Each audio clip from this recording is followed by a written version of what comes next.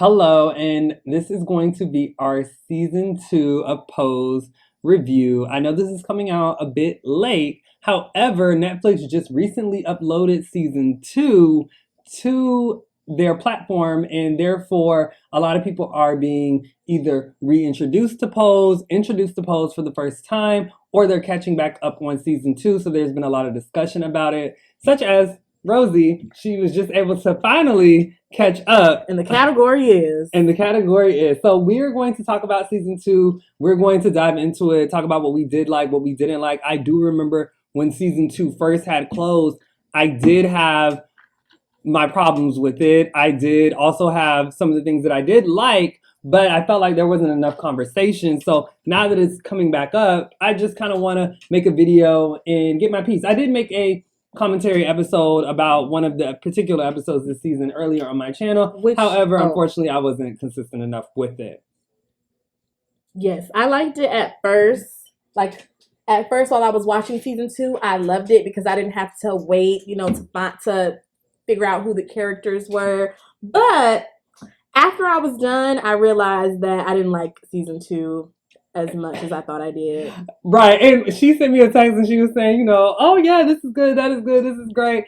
And I was just kind of like, keep watching, Yeah, you were like, keep watching. I was like, keep watching. Because I do feel like the season started off strong, but by the end of it, I felt like there were a lot of inconsistencies that season 1 didn't particularly have. And I felt like season 1 was a bit more fleshed out. And I don't know if it's because, and a lot of shows start off like this, but when you have these creative forces, for example, Shonda Rhimes, if you look at Grey's Anatomy, if you look at Scandal, like the first couple of seasons are immaculate. But then once they keep going and they pass and they focus their attention on other things, then the material starts to kind of deteriorate. Like Empire. Right, like Empire. And I feel like that's what ends up happening a lot of the time, is that when these creatives start off the shows, they're very much involved and they have a clear vision. But then when they have the show, once they get it established and they pass it off into the hands of other people, I feel like that vision gets a bit muddled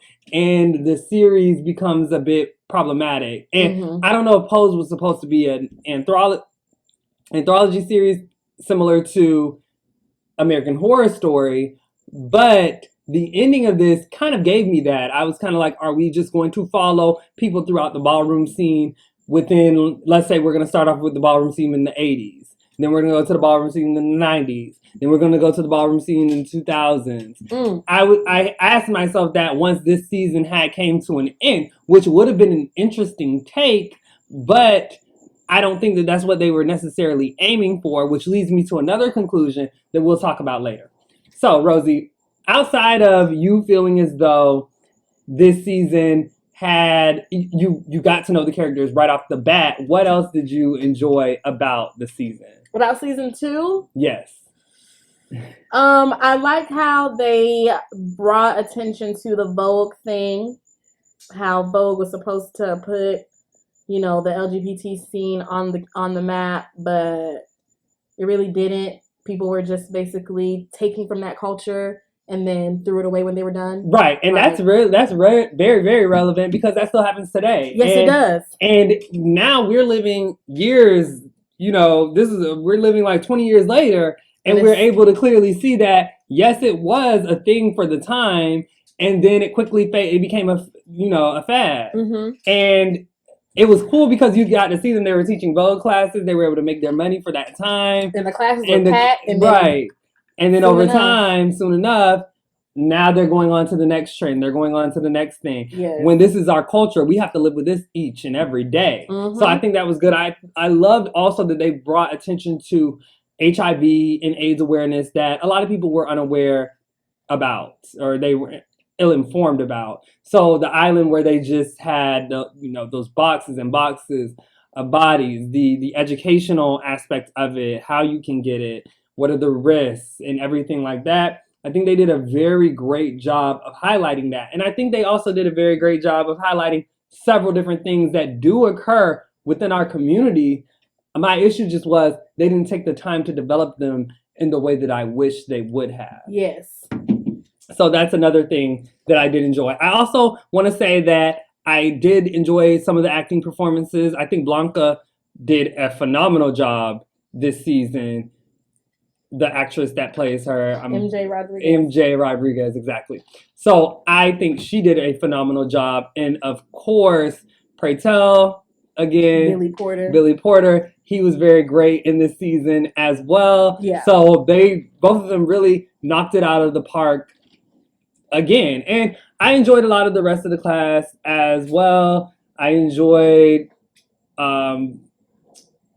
Who you enjoy? Candy. I also enjoyed Candy too. Oh, I enjoyed Candy, so I don't know why they killed her. I don't know. So we'll get into that in a minute. But yeah, I definitely enjoyed Candy this season. Lulu, honestly. Oh wait, where's the Lulu shade coming from? That's neither here nor there. She just felt like a very useless character for me. I don't know. Mm-hmm. I don't know. I don't know. Like if I could have chosen between Candy and Lulu dying, I would have chose. But I think they saw bigger and better things for the actress that played Candy, because you remember she appeared in American Horror Story. Oh yeah. That same right after they had offed her, kind of they premiered her in American Horror Story. So those are kind of the things that I can think of that I like off the top of my head. And unfortunately, I will say that is a bit few and far between.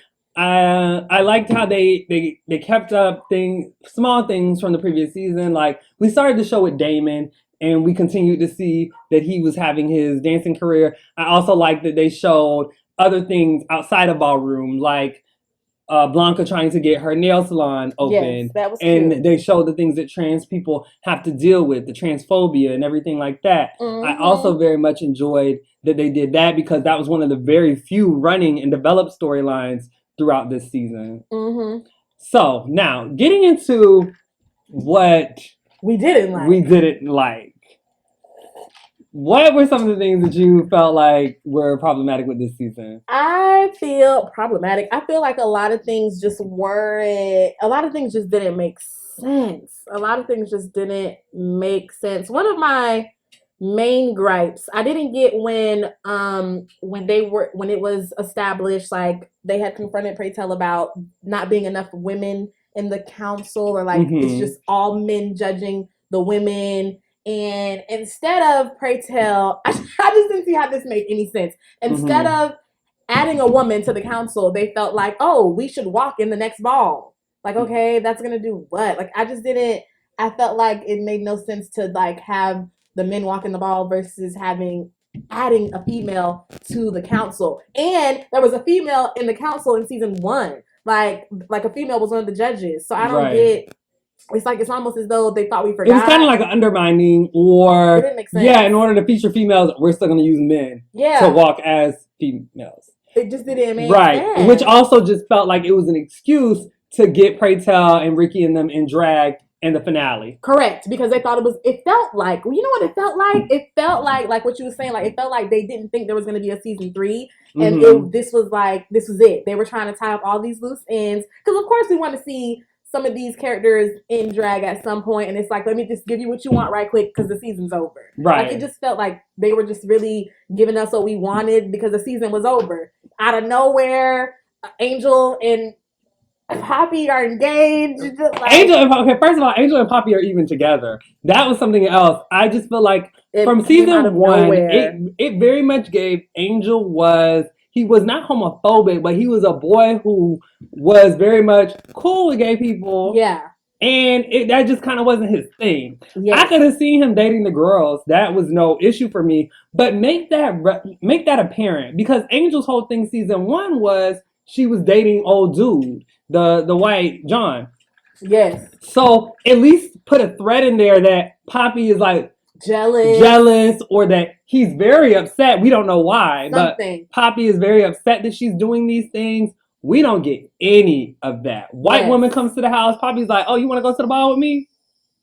Not even thinking about Angel in season 1. It felt very brother-sisterly love from them. And then out of nowhere, they're making out.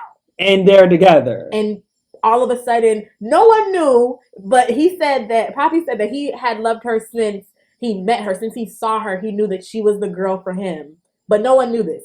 Even the audience didn't know. Right. So it was just, again, where is this coming from? It's like they pulled it out of nowhere. They just pulled it out of the hat. Yeah, and I think that was one of the biggest gripes for me as well. Not that I like that they showed the relationship between a trans woman and a man and how dedicated he was towards her. Don't get me wrong. Yeah, that was beautiful. That was beautiful. That was something cute. I did enjoy. However, you just need to set these things up so that we find them more believable. If you love this woman since day one, the audience should have seen that. Yeah. You should have in mind what's going to happen. Usually with these shows, the writer should have these things planned out at least 2 seasons ahead. Yeah, we should have seen some type of foreshadowing, some type of clue, some type of something. But they were very brotherly, sisterly love. It was never any type of flirtation, nothing like anything remotely sexual between them. It just came out of nowhere, and it didn't make sense. Right. And for how intense it was, too, it was a little much for me. Like, with Poppy being like, I'm going to be there for you, I'm going to protect you. Please, come down. Like, it was just too much. And going off of that, and I also like how they did show, I'm going to go back into that in a minute. But going off of that, also, from Poppy and Angel, Ricky and Pray Tell. Out of nowhere. That happened in literally 2 seconds. That happened in literally 2 seconds. 1 minute, Ricky was getting tested for AIDS. The next minute, for HIV. The next minute, he flirted with him, said, oh, what if I had, what did he say? He was like, what if I like older guys? What if I need a daddy or some shit? And something along those lines. He spends the night and they're having sex. Right. It came out of nowhere. And it's kind of like you knew it was going to happen. But, when this came out, I do remember debating this with people. And people in our community were like, you know how those girls are who need a place to stay. Mm-hmm. They down on their luck. They sleeping on your phone. They going to do what they got to do to get what they need. But they didn't even play it like that. They didn't. They made it seem like it was genuine and sincere. Yeah, Pray Tell said that he gave Ricky wisdom and Ricky kept him young. Like, okay. Right. And Pray Tell says, Damon is y'all cool. Like, I mean, that's Blanca's child. Pray Tell, he didn't think twice about it. Pray Tell was like, Pray Tell said, I have not had affection from a man in a very long time. And Pray Tell said he's going to get him a piece. Not only that, both of them were positive. Yes. And there is more of an open dialogue for people who are, I will say that as well. When 2 people are positive, it's more, they do my positive friends have told me they feel like it kind of more sexually, they feel more sexually free talking to or dating someone who also is positive. Which makes a lot of sense. Right. But did they do that? So do you think that they made Ricky and Pray Tell be together because they were both positive? I'm not sure. It made no sense. Did you? I think it would have been more beautiful to illustrate how a positive person and a non-positive person, Ricky and Damon, could have been together. But Damon wasn't going for that. And Liva. Damon was just hurt, and Ricky was wrong. Ricky was wrong, yes. Yes, and so was Pray Tell. But Ricky was wrong for cheating on him. And the thing is, they had made Ricky, they portrayed Ricky as like, like a player. Mm-hmm. So it was like, it wasn't even clear if he really had feelings for Pray Tell until like a little later on. But it was like, so y'all together? True, right, because I was like, is he just using Pray Tell? Is this just... I didn't know that they were really together, like in a relationship until when they were training, when Elektra was like, training them to walk in the ball, and then Pray Tell had his little moment, and then Ricky came out to comfort him, and then they like kissed and stuff. Like that's when I was like, oh, so they're together. Like that's when I understood that they were like together. Right. But I think they were trying to show us that they were together when Pray Tell had when Pray Tell was drunk. And he was drunk, and then Ricky was like, sleep this off and we'll talk about it tomorrow. Right. And Pray Tell was like, I know you won't be here. But then Ricky had made him breakfast. But for me, I saw that as like, he's just squatting. He's right. Like, exactly. And that's what a lot of people were saying, but I'm like, that's not how the show is spinning it. Yeah. And we didn't get that. Correct. Also, there were just a lot of character inconsistencies, or lack of character development. For example, Blanca. Oh, Blanca. Not Blanca, Elektra. At the beginning of the season, Elektra is down and out. It's kind of like a fall from grace. If you think about Elektra at the beginning of season 1, she's on the top. She's overall mother. I think she's mother of the year. Did she address that? What in the series? She was like, I had my surgery, and then I was cut off, and then I was down on my luck or whatever. Uh-huh. Now I'm back because she started making money at the domination. Oh right, exactly. And then did she say something about getting her balls back? Get her balls back. Did she say something like that? I don't know. She was like, I snipped my balls, but I need to get them back. Did she say that? I feel like that was a line. I just thought she kept flipping them tables over. That was her signature move. I said, I lived every time she did it, though. Elektra. But she was down and out. So Elektra was going through like what we call a redemption arc. Mm-hmm. Because Elektra was very much painted in a kind of Cersei Lannister kind of way. Not as bad as Cersei, of course. Mm-hmm. But just like, this is the character you're supposed to love to hate. Yeah.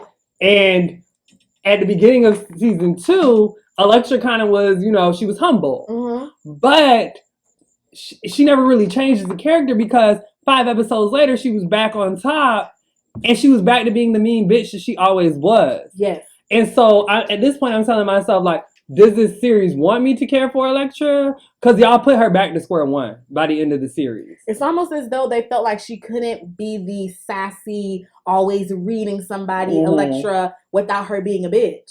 It's like they had to take her back to that old Elektra. Right. Even when the beach episode, when she invited everybody, I was like, oh, look at Elektra. Inviting everybody and being sweet. That was cute. Reading the woman. That was another thing I liked, how she read that woman in that restaurant. Yes. That was good. But then the next episode, you know, she's with her new house and she's back on top and she's back to putting being the hit a out bitch. on Ricky. Right, yeah, putting hits out on Damon and everything like that. So I'm kind of like, how did this character develop? Yeah, it didn't make sense. Right, and so again, for this show to continue on, I want to see these characters go through growth. I want to see these characters go through change. I want to see more things happen to these characters to mold them into more believable people and remove them from being as one note. I think the most round or dynamic characters on the show are Blanca. Blanca for sure. And Pray Tell. I don't know about Prey. But not Prey as he's not on the level of Blanca. Yeah. But I think Blanca to me is the most developed character. I mean, she is technically Blanca realistically is the lead role. Yeah. Right. Who else would be the lead role? I mean, the show starts with Damon. Oh yeah, it does. Remember, the show does start with Damon. Yeah. But Blanca technically is it actually doesn't start with Blanca. Like, well, as far as backstory and like really getting to know a character, it does start with Damon. Yeah. But remember, the show does start with them robbing that store, the kids. With Candy them. Yeah, it was Candy. You know, all the usuals. And Lulu. Yes. And speaking of Candy, you know, Angelica Ross, that's who plays her. They killed her. They killed Candy out of nowhere. I wouldn't say it was out of. It was out of nowhere. They were at a ball, and Lulu was crying, not knowing where Candy was at. It was so random. It wasn't expected. And again, develop these scenes. This series, again, I love that they're speaking on trans violence. Like, they spoke on a lot of good topics. Trans violence, transphobia. What happened with Elektra killing? What happened with Elektra killing the man, right? And hiding him in her closet. That was a real life event. Yes. You know, an ode to Paris is Burning. Right. Another ode to Paris is Burning is Angel trying to get into the modeling agency. That was an ode to Octavia St. Laurent.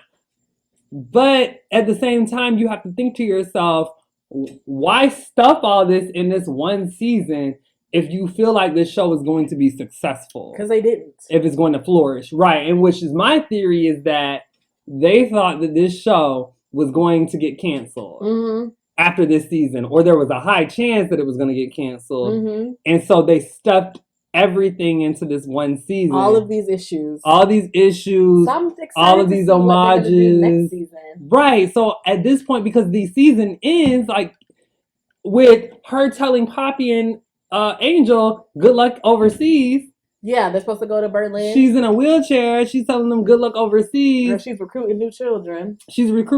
It felt like a series finale. Like, Damon has his own house. Right. In France. Right. In Paris. Right. So I was asking myself, how could this continue if you were going to keep the same cast?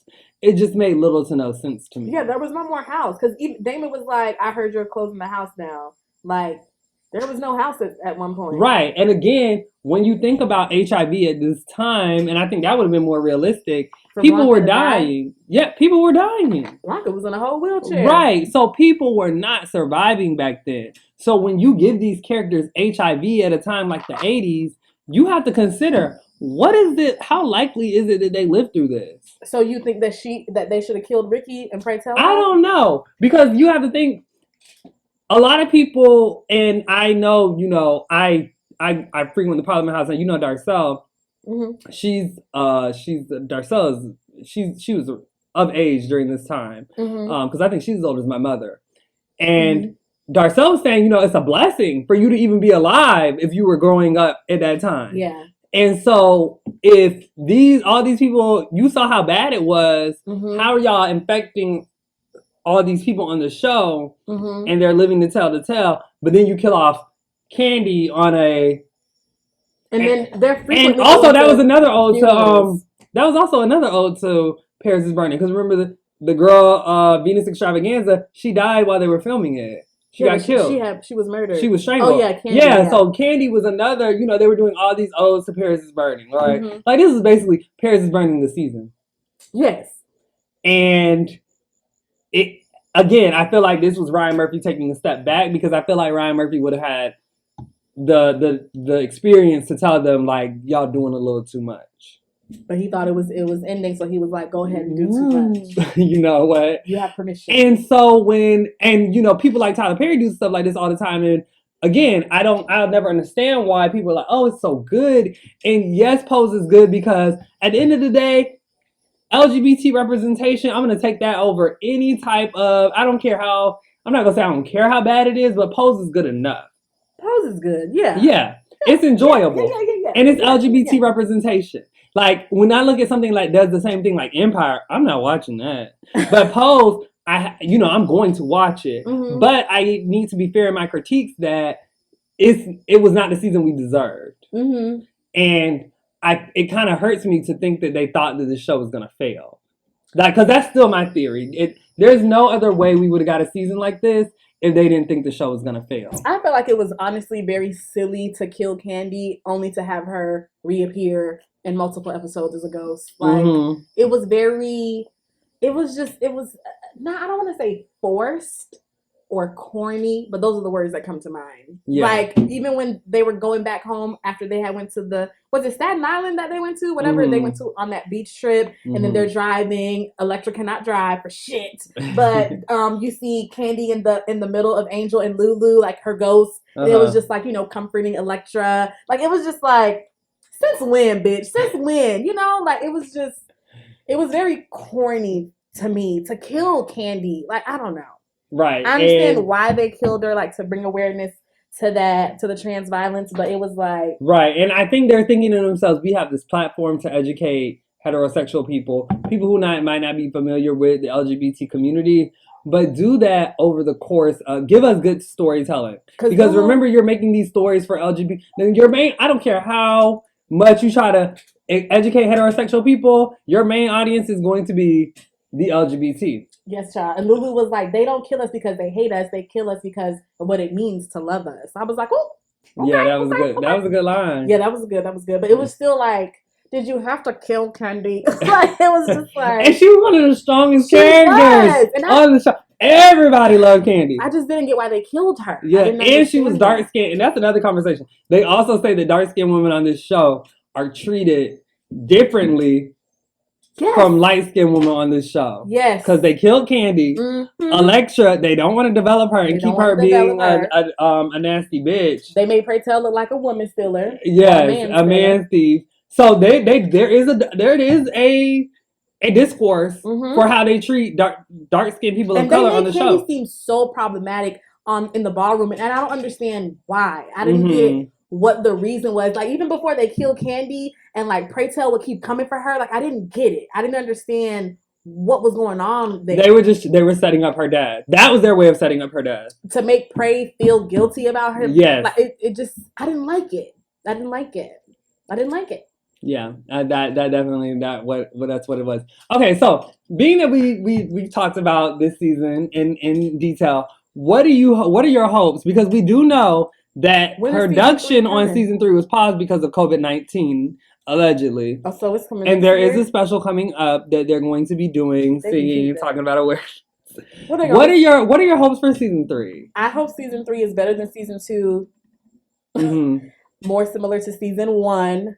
I want them to slow down. Like, Yeah. don't rush it. Like, do not, because season 2, like looking back at it, season 2 felt very rushed. Yeah. So I would hope that this, whatever storyline they have, I hope it's slow. Like, I hope they take their time.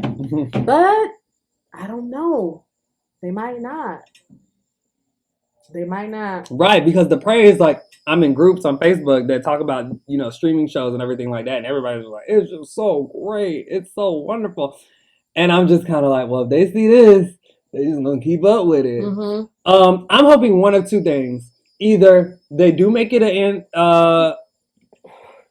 a series where it's a different story every 2 seasons, so they just jump, everybody's playing new characters. You could bring Candy back, everyone is playing completely new characters, and it's documenting a different time in ballroom, because there are different times in ballroom. Like, ballroom has evolved over time. So you either do that, or you continue this series Pose, but you just do it the right way. I would hope the same way that they have the way that they had Candy as a ghost, they may have to kill Blanca. Blanca may have to die from AIDS, and then is going to be a ghost throughout the season. Because remember, she keeps trying to hand the baton to Angel. Like, you're going to be a mother one day. You're going to be a mother one day. So I don't feel like they would let Angel go. Right. So I feel like they would need to have Angel become the new mother of House of Evangelista. And I guess Poppy would be the dad. I don't know what the fuck going on with that. But I would, something like that. Some type of shift. I need a shift, but I need it to be slow. You know, like, well done. You know what I mean? Like, just make it make sense. Because a lot of things in season 2 didn't make sense. Like, it just didn't make sense. I do like that take on it, where Blanca would, and we could see her throughout the series. Yeah. You know, giving guidance. The same way we did Candy. The problem with that I have is Blanca's probably the strongest character. Yes. So it's hard to kill off the strongest character. So you think she's gonna be all, like, you know, better? She'll be on American Horror Story season 14. You think so? I'm just joking. That'd be nice. That's the joke. Ryan Murphy, you know, he got to keep him in the family. Child, we gonna see Sarah Paulson on Pose. Stop. Well, you know, we already saw, what's his name from American Horror Story. He played the John from season 1. Oh, yep. And I'm kind of mad about that storyline, because I think Angel was more compelling in that season 1 than she was in season 2. Angel? Yeah. Because I felt like Poppy kind of overshadowed her in their storyline this season.